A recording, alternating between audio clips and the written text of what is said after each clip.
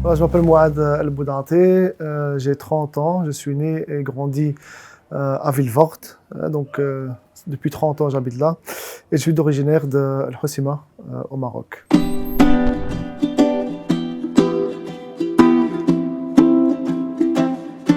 دابا انا كبرت في واحد المدينه فيلفورد، هي كتجي حدا بروكسل، واحد 8 كيلومتر دو بروكسل. هي واحد المدينه اللي با تري غروند، وتما كبرنا في واحد une petite village qui s'appelle Hotem, qui est connu pour être une village avec des maisons sociales. Donc بزاف المغاربه تجمعوا تما، وتما اللي كبرنا في واحد une petite école qui s'appelle De Groene Planeet. C'était pas facile, hein, vu qu'on avait des difficultés avec le langage. Il faut savoir que الوالدين ديالنا ما كانوش كيهضروا الفلامانيه، et donc à l'école كانوا كيهضروا غير الفلامانيه. Donc حنا كانت كتجينا صعيبه. علاش؟ احنا par exemple quand j'avais commencé l'école à 6 ans, hein, à l'école primaire, il faut savoir que dans la rue on parlait français. À l'école on parlait le néerlandais. في الجامع كنهضروا العربيه، في الدار كنهضروا الريفيه. 4 ديال اللغات pour un enfant de 6 ans. Ce n'était pas évident.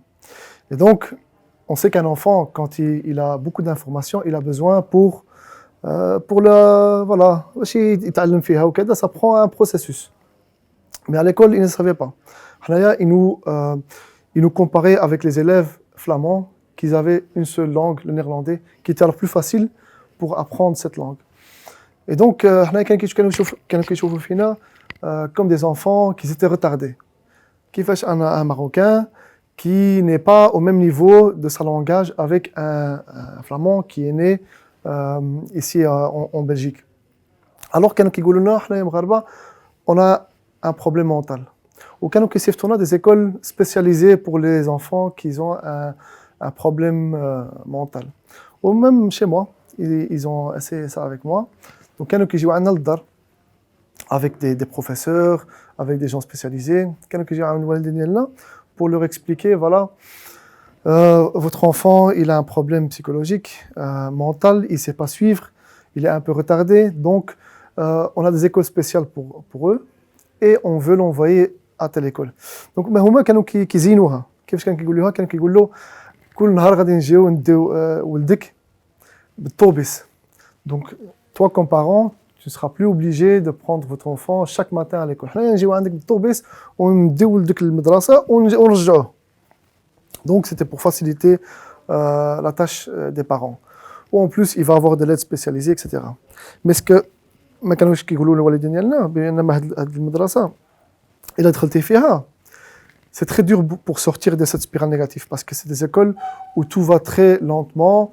Tu n'as pas de perspective pour faire des études haute école ou universitaire. Donc, c'est vraiment pour faire un travail à main, ou là, pour... voilà.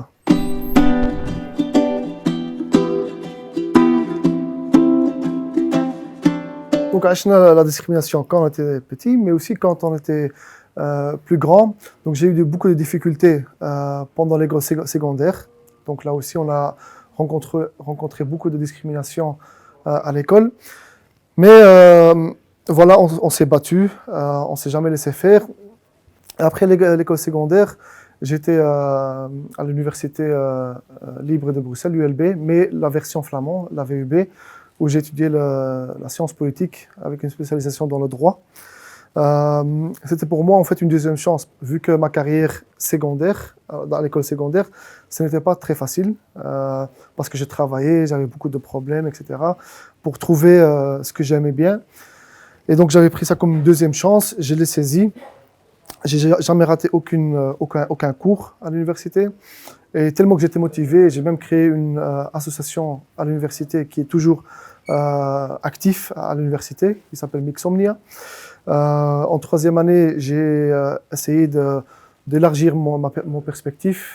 J'étais en Suisse pour étudier là-bas aussi dans la science politique, ce qui m'a permis aussi d'ouvrir mon esprit encore beaucoup plus, et qui m'a permis aussi de faire des contacts internationaux, et qui m'a offert aussi beaucoup d'opportunités dans la vie.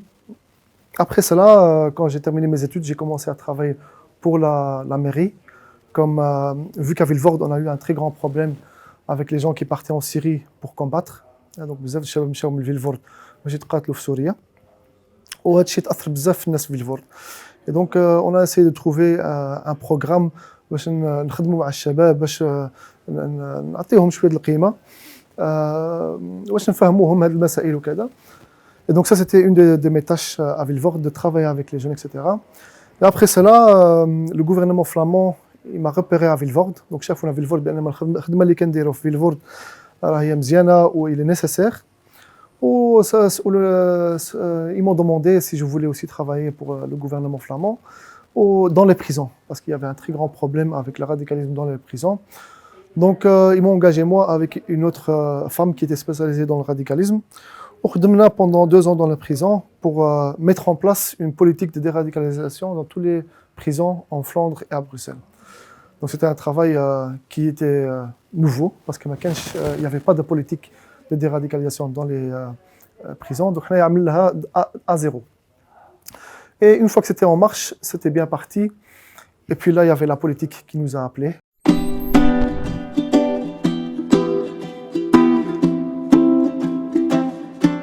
Donc la première fois que je suis... en fait, depuis toujours, je suis intéressé dans la politique, depuis que j'étais jeune. Je savais que je voulais faire la politique. Mais comment? Je ne savais pas, parce qu'on était né dans un quartier où cela était, on dirait, quelque chose d'impossible d'atteindre. Et depuis que j'ai fait les études politiques, sciences politiques, j'ai rencontré en 2011 Hans Bonte, qui était à l'époque parlementaire, et aussi échevin à Vilvoorde. C'était un socialiste aussi, donc c'était quelqu'un qui était proche de mes idées aussi. Et j'avais l'opportunité de faire un stage chez lui. Après ce stage-là, il y avait les élections en 2012.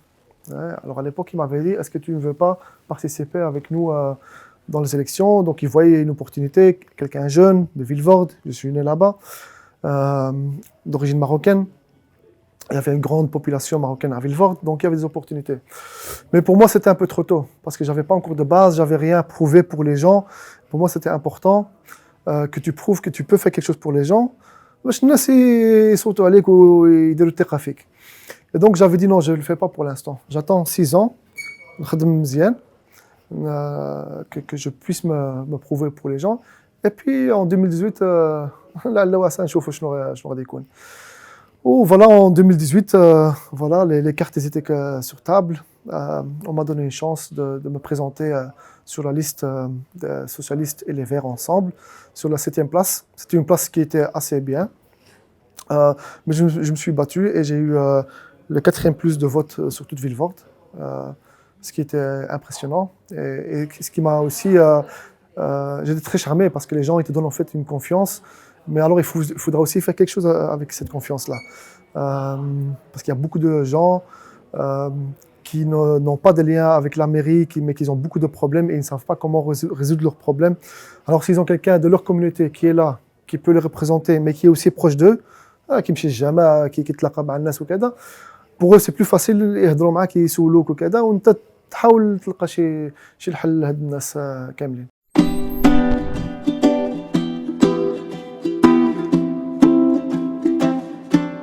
دابا انا يمكن كنشرحها للناس سي كوم ان غوفرنمون لوكال بحال ان غوفرنمون فيدرال ولا ناسيونال.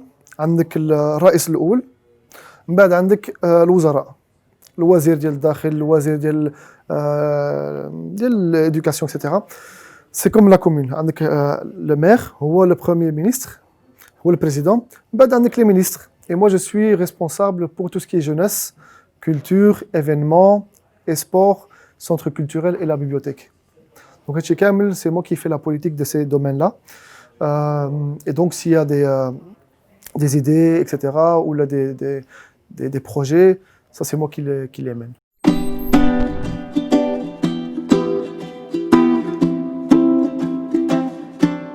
Je suis très content du parcours que j'ai vécu parce que ça m'a toujours motivé. Tout n'a pas été très facile. Hein, tu vas tout le temps avoir des poisses dans la vie, mais cette poisse-là, quand tu l'as, il faut toujours le détourner dans quelque chose de positif. Et c'est ça qui m'a toujours donné de la motivation pour arriver plus loin. J'ai eu des professeurs avant qui me disaient « tu ne vas jamais arriver ». Il faut pas leur se baisser la tête. C'est là que tu dois avoir la motivation pour se dire « non, je vais aller plus loin ». Et donc maintenant, j'ai l'opportunité d'être dans la politique pour un mandat de 6 ans. Et après, voilà, on verra. Donc moi, j'ai dit tout le temps, il faut d'abord se prouver sur le terrain. Et dans le futur, je suis toujours actif aussi dans la politique nationale dans mon parti. Donc je suis aussi dans le bureau du parti national, du socialiste. Donc je vois aussi ce qui se passe au niveau national, comme par exemple maintenant la formation du gouvernement, on voit de très proche tout ce qui se passe.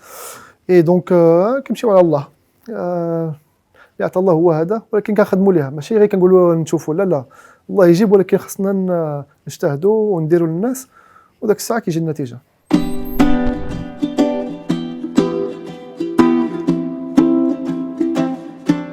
Moi, j'aime le Maroc depuis toujours, vu que mes parents et mes grands-parents sont de là.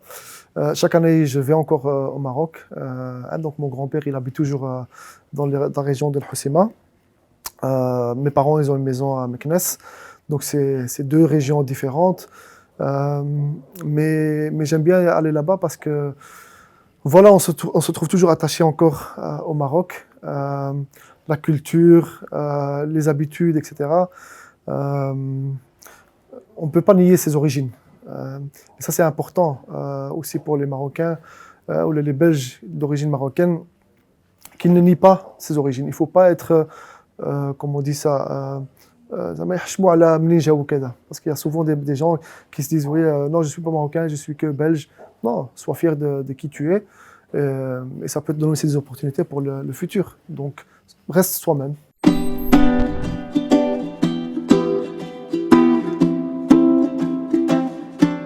Il y a un truc magique, c'est toujours quand on croit dans quelque chose, il faut y travailler. C'est jamais impossible. Même si on a vécu dans la rue et qu'on n'a eu aucun centime dans la poche, il faut jamais nier les opportunités qu'on a. Parce que les opportunités, on va toujours les avoir. Il faut juste saisir l'opportunité quand elle soit devant toi. Parce qu'il y a souvent des gens qui se disent, voilà, j'ai une opportunité maintenant, mais je ne vais pas la prendre. Et donc c'est la même chose avec les opportunités. Si vous venez et si vous avez une opportunité, saisissez-la. Il ne faut pas la gâcher. Et quand on fait les choses, il faut bien les faire. Il faut tout le temps rester motivé. Des poisses, on va les avoir, mais jamais regarder derrière et tout le temps devant. ما تنساش تابونا في لاشين وتاكتيفي الجرس باش يوصلك جديد فيديوهات من هيث بريس.